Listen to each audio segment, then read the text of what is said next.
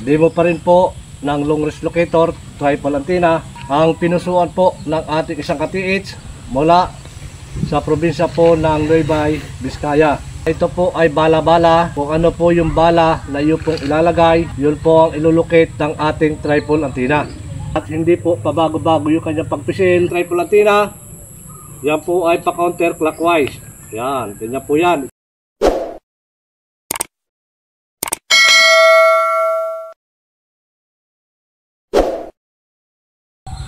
Isang mapagpalang araw po at magandang buhay sa ating mga kabayan. Demo pa rin po ng long range locator triple antenna ang pinusuan po ng ating isang ka-TH mula sa probinsya po ng Nueva Vizcaya. Ito ka-TH ang iyong napusuan, long range locator triple antenna, na ito po ay bala-bala. Kung ano po yung bala na yun pong ilalagay, yun po ang ilulocate ng ating triple antenna. At ito ka-TH, sa paghila mo pa rin po ng ating antenna, dapat utay-utay lang po hilay, hindi po yung isang hilahan. At mahalaga pa rin po na itong ating triple antenna ay kailangan mo siyang ipahid sa lupa kahit saan lugar ka magpunta. At iba-iba po yung frequency ng lupa na atin pong pinupuntahan. So dito pa rin po yung balahan. At meron po akong ibabala dito. Dito po yung 14 carats na ring. Yan. Nasya kung gagamitin bala dito po sa ating triple antenna. At dito mo po siya ilalagay sa chamber. At ito po ay kahit hindi mo siya higpitan, kung ang babala mo lamang ay yun pong ring. So ang ilulukit pa rin natin mga ka-TH, ito po yung 14 carats na necklace. Ayan, na akin po ilulocate gamit po ang triple antenna. At may bala din po siyang 14 carats. Ayan mga kababayan, mga ka-TH. At ganito po, mahalaga na kailangan pong ipahid ang dulo ng antenna sa lupa. Yan, isa po yan sa magpapalakas po ng frequency at mabilis po niya na makakabisado po yung lugar. At kung ano po yung ating binala, yun po agad ang hahanapin niya. At ang kagandahan dito ka-TH, ito po ay bala-bala. Makakasigurado ka na kung ano po yung iyong ibabala, yun po ang hahanapin ng ating triple antenna. So ganito pa rin, sa paghawak mo pa rin po ng handle ng atin pong locator, mahalaga po na dikit po sa palad at hindi po pabago-bago yung kanyang pagpisil. Focus po yung kaisipan natin kung ano man po yung ating tinahanap. Hindi po dapat naglalayag. Napakahalaga po niyan na kailangan pong masunod po yung aking sinasabi. Mahalaga po yan mga ka-TH. So ganito pa rin, sa pagtaas mo pa rin po yan, kailangan practice, tamang taas lagi. At hindi po yung tataas ka na mababa, sa sunod tataas ka ng mataas. Dapat permanentihin nyo lang mga ka-TH, mga kababayan, yung laging taas na tamang taas lang po yan. Hindi po dapat lalampas dito sa ating balikat yung pagtaas po ng ating locator. So ganito yan mga ka-TH, mahalaga pa rin na dapat ang antenna po natin ay naka-curve po yan pababa at hindi po dapat nakabaluktot. Kung nakabaluktot siya, kailangan di bali siya mag-curve pababa, pauna, huwag lang po siyang papagano, pabaluktot. So ito rin po mga ka-TH, yung pagtaas mo dapat pantay ito, hindi po dapat siya tagilid. At kapag itinaas mo po yan, tungo ng kaunti at pakiramdaman mo po itong dulo kung saan po siya hihilahin ng aura ng gold. So ganito yan mga kababayan, pag-aralan nyo lang lagi po na practice. Ayan, sa unang arangkada po niyan, mahina po yan hanggang sa nakabisado, nakita na niya po. Yan, nalaman na niya, naamoy na niya yung aura ng gold kung saan po yan naroon. So ganito yan, pag-aralan nyo lagi po yan. Pagtaas niya, yan, practice lagi, practice. Yan. Ganyan po yan. Huwag nyo po siya kukontrahin na kapag umibo po itong ating antenna, huwag nyo siyang pipigilan. Mahalaga po yun. na hindi po dapat pigilan. Hayaan nyo lang po yan na kusa siyang gagalaw. At tustusan nyo lang mga ka-TH. Ito pa rin. Wala pa rin sa baba. Ayan. Ganyan po yung paglukit natin ng ating triple antenna. Ayan. Ayan. Kailangan lagi po dito kayo manggagaling. Dito, laging sa baba manggagaling. Pataas lagi. Ito pa rin mga kababayan. Ayan, dyan pa rin. Ayan. Ayan. Mahalaga pa rin po na kailangan ang ating pong triple antenna ay nasa tama po yung kanyang pagtaas. Hindi po dapat tagilid. Ayan. Ito pa rin. Yun po yung ating target. Ayan. Ito pa rin. Ayan. Kung saan na po yung gagalaw. Hindi niya po kinakailangan natin paggalawin, pilitin. Dahil kusa po yan nagagalaw. Ito pong ating triple antenna at magtuturo po yan doon sa ating pong target.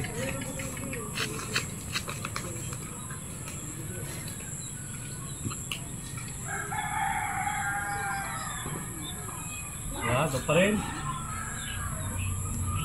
Doon pa rin yan.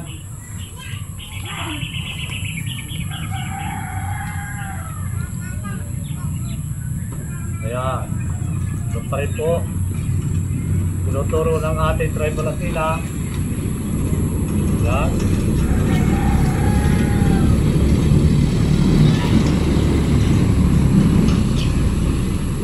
Ayan, doon pa rin.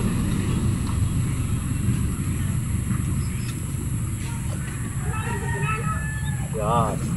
Diyan po kalakas yung paghila ng araw ng gold sa ating pong antenna. Ayan. Doon pa rin niya, pagmasdan niya mga ka-TH. Ayan. Doon pa rin po siya tumuturo. Ayan. Ganon siya hinihila po ng ating aura na gold. Ayan. Ayan, doon pa rin. At muli po mga kababayan, ito po ating nilulukit ay akin pong tatapatan. At malalaman po natin kung ano po yung magiging reaksyon ng ating pong triple antenna na idinidemo po mula po sa probinsya ng Nueva Vizcaya.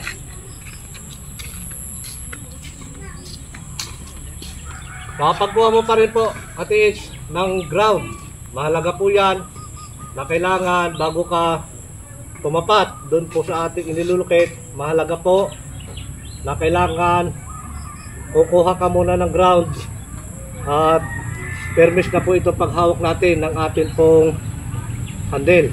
Yan, ganyan po yan. At ito po ay paiksin nyo lang. Yan, ganyan lang. Kahit isang dangka lang ito. At ito naman ibabaw, huwag nyo na po yung hilahin. Malakas na po yan. Ito po ay positive, negative at may ground balance na pwede po natin gamitin sa ilalim ng ating pong hinuhukay. Ito pa rin. Yan. Ganyan. At permis na po ito. Hindi na po yung pabago-bago. Nakalapat po yung sa palad. Mismo palad, gitna. At saka po focus po yung kaisipan natin. Hindi po dapat paglalakbay. Yan. Kaya po yan ka-TH. Ito po yung ating aura ng gold na nasasagap po ng ating triple antenna. Ayan. Dito po yan. Ayan. At bumubuo na po siya ng frequency dahil natatapatan na po natin ito pong ating target. At kapag buo na po yung kanyang frequency, ang triple antenna po ay umiikot na. Yan. Hanggang yan po ay bumilis na ng bumilis mga ka-TH. Ang pag-ikot po ng ating triple antenna, yan po ay pa-counterclockwise. Yan. Ganyan po yan. Ito po yung pinusuan ng ating isang ka-TH. Yan na. Matake na. Mula po sa probinsya ng Nueva Vizcaya. Yan. Ito na ka-TH. At muli pa rin po, ito pa rin po yung pagkakaiba na kapag isang triple antenna ang iyong pinusuan, hanggang doon lang po yung kakayanan niya na pag tinapatan mo, doon lang siya iikot. Hindi po siya nagkocross. Pero ito po, ay may kakayahan na makapaglocate na kahit malayo ang atin pong hinahanap, kahit malayo po yan at wala po sa malapit. So ito pa rin mga katis, mga kababayan, ito pa rin po yan.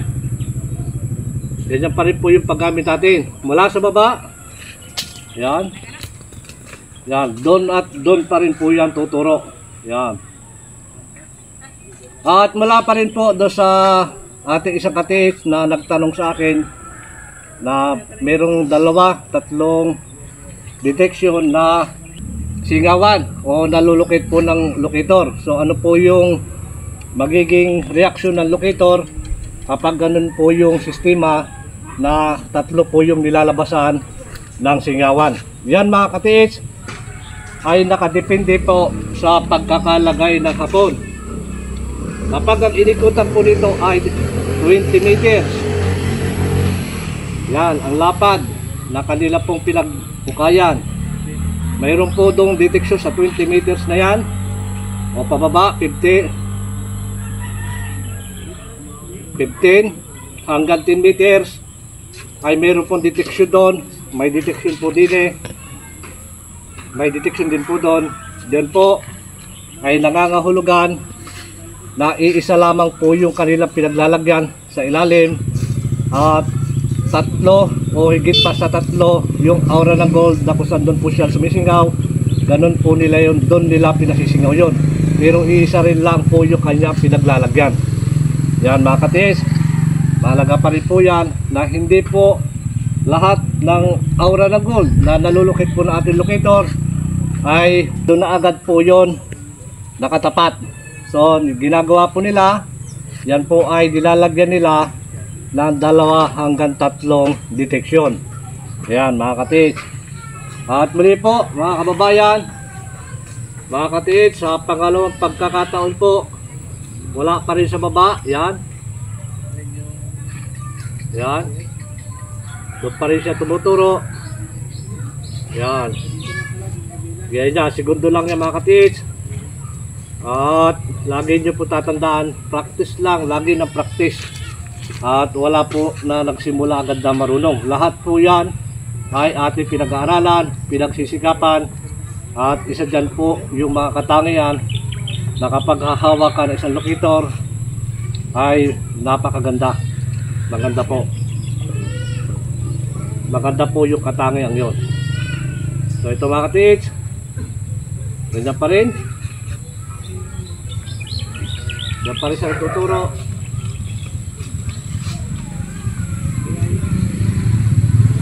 Ayan, kapag marunong na po kayo, hindi pa mamarana po yan na kung paano po natin gagamitin yung locator. Ayan. Ayan. Ganyan pa rin. Yan po yung mga pamamaraan na simple lang na kung pagaganahin po natin yung locator sa pamamagitan po ng isip at yung pong pulso at tinatawag din po na ground o yung magnetic field. Napakahalaga po yan sa paggamit po ng locator.